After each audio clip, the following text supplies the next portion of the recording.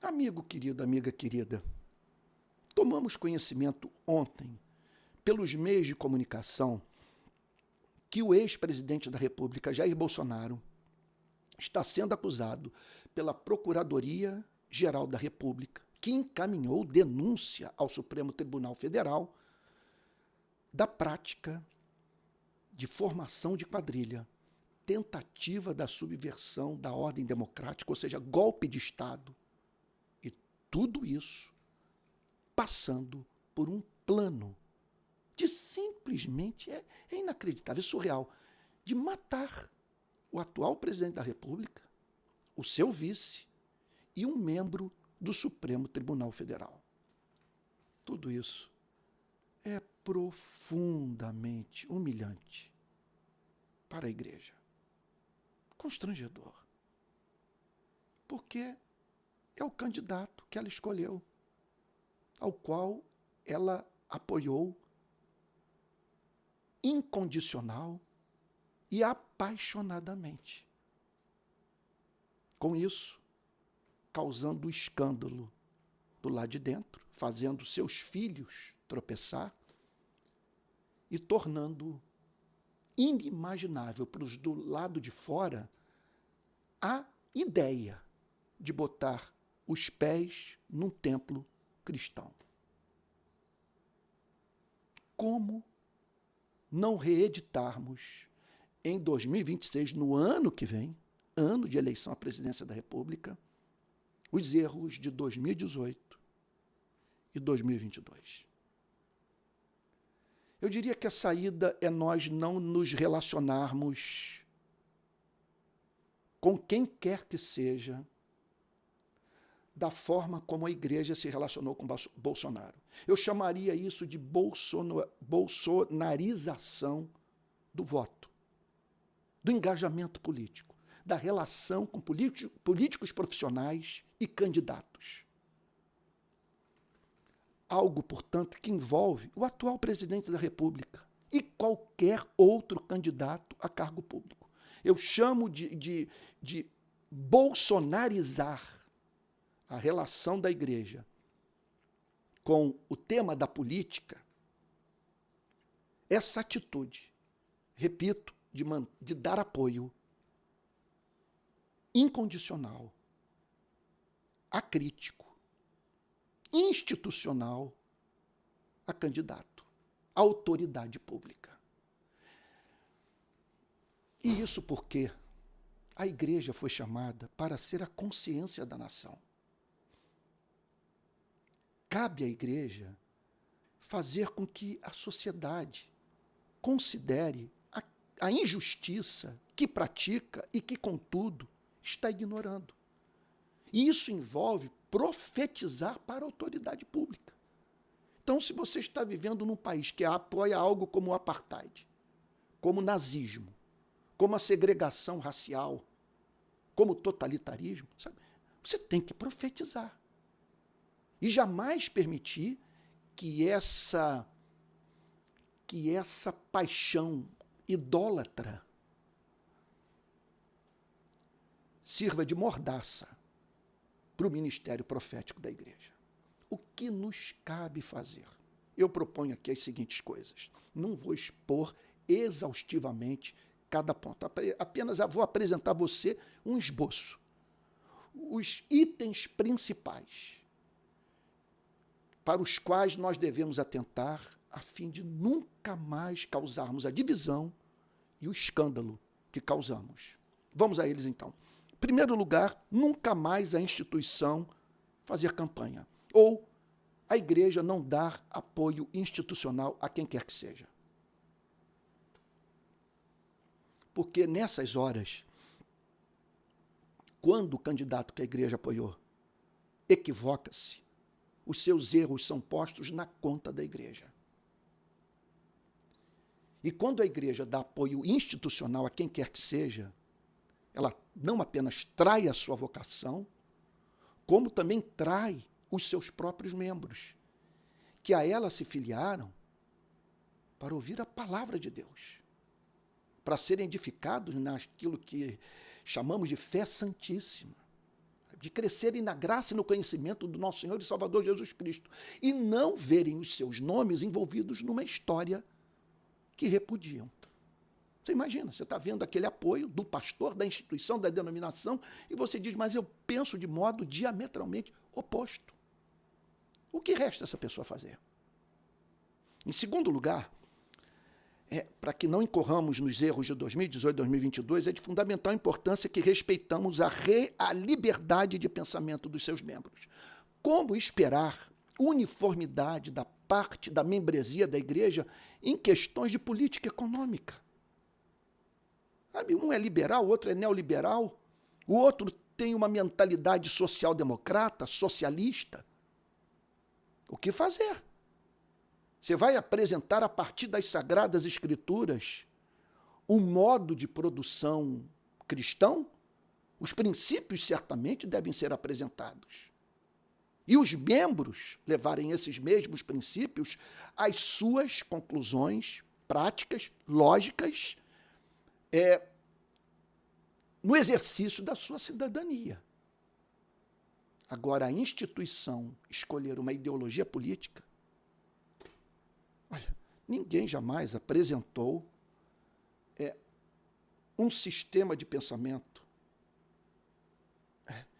que exigisse a sujeição completa de todos os seres humanos cultos. Então, a nós nos cabe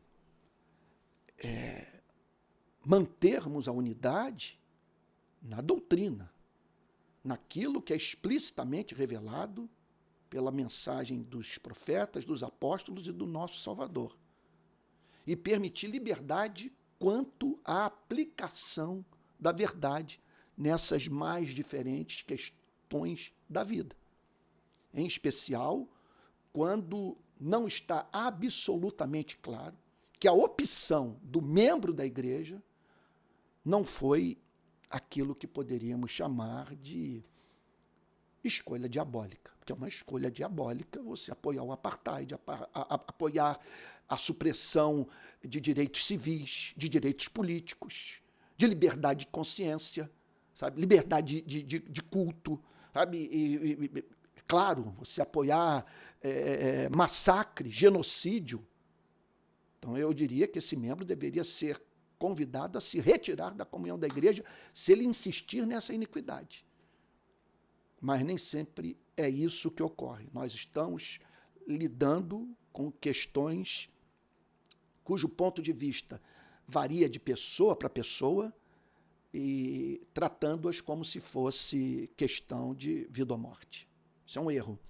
Terceiro lugar, nós precisamos manter a independência do púlpito. Não é possível que os membros da igreja exijam que o pastor escolha um lado e ameacem sair da igreja se o pastor não comprar a pauta da igreja. E não é possível que o pastor seja forçado a se sujeitar aos interesses dos ricos, estimulando a igreja, portanto, a votar no candidato cuja vitória nas urnas representará a satisfação dos interesses da parte abastada da membresia. É uma iniquidade. A igreja exigir que o pastor escolha um lado. Que nessas horas ele não seja pastor de todos. E muito mais, eu diria, pernicioso, desonesto, desumano, é exigir que o pastor declare o seu voto. Em quarto lugar, cabe à igreja não permitir que o WhatsApp destrua o púlpito. Lá está o pastor pregando fielmente as Sagradas Escrituras no domingo, expondo todo o conselho de Deus. E durante a semana, os membros permitindo que sua cabeça seja feita por grupos de WhatsApp. Em que consiste esse devaneio? Em você só ouvir uma versão dos fatos.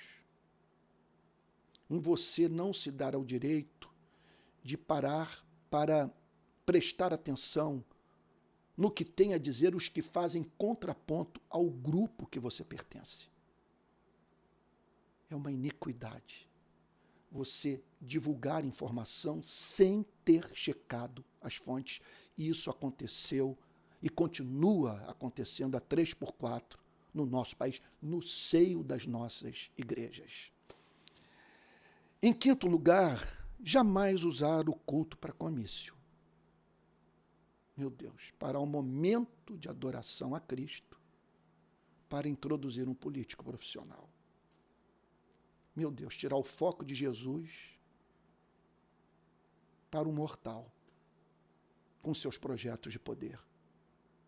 Fico a imaginar a presença de alguém que entrou ali desesperado, com vontade de dar cabo da sua vida, vivendo o inferno, que veio pelo caminho pedindo a Deus, usa o culto de hoje para falar o meu coração conturbado. E essa pessoa, ao chegar no templo, se depara com esse triste espetáculo do culto ser transformado em comício. Em sexto lugar, entender que os erros do candidato que a igreja escolheu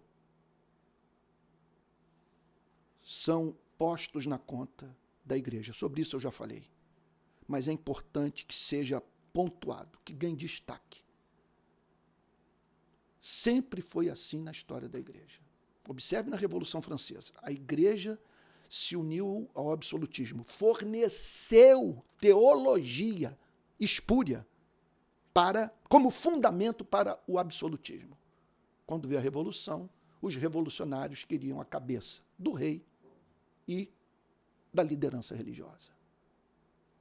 Que não incorramos nesse erro crasso para o qual temos tanta evidência histórica de se tratar de um pecado que nós, de modo algum,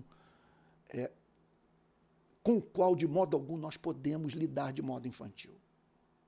Mais um ponto também que merece destaque é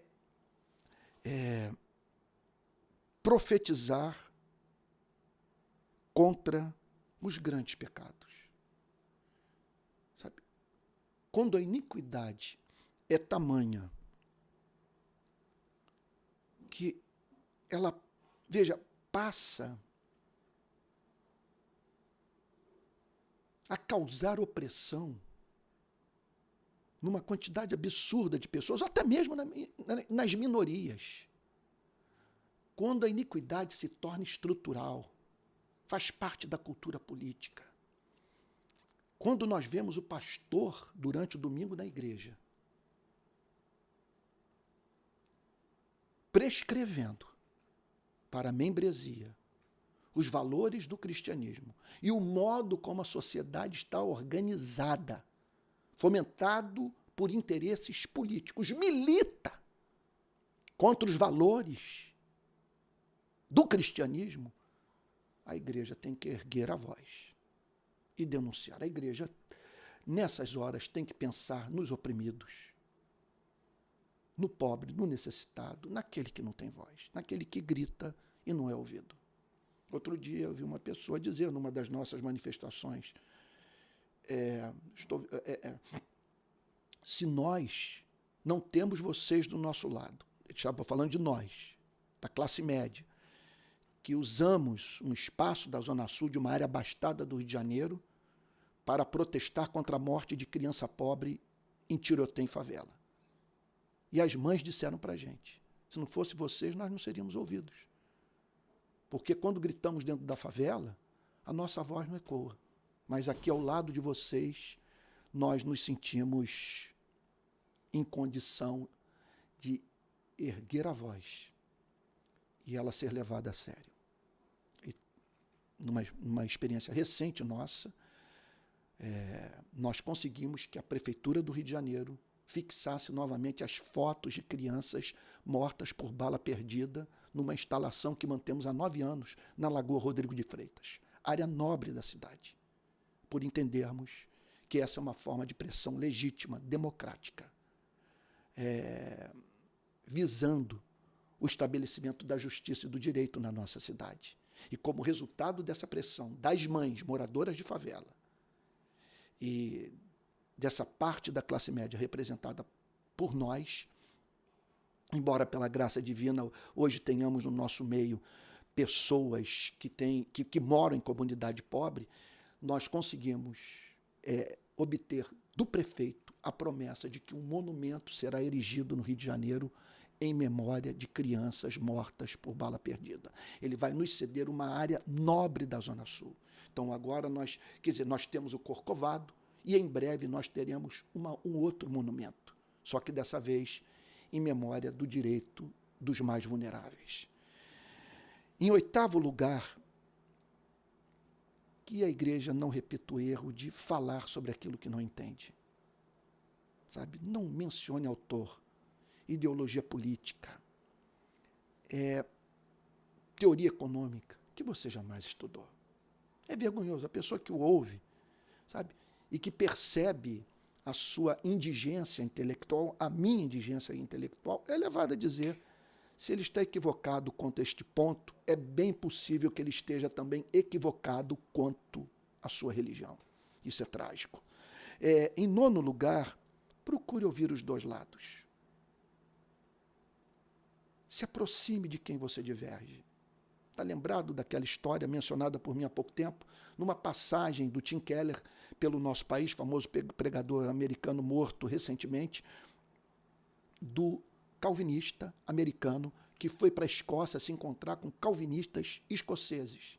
E lá descobriu que os calvinistas escoceses, com o qual ele tinha tamanha afinidade teológica, eram todos socialistas. E explicaram para esse calvinista americano os motivos pelos quais eles haviam abraçado o socialismo europeu, que não deve ser confundido com o comunismo. E esse homem contou para o Tim Keller que ele voltou para os Estados Unidos, impressionado com os motivos que esses irmãos na fé apresentaram para optarem por um modelo de sociedade socialista. Como é importante nós pararmos para ouvir aqueles de quem divergimos.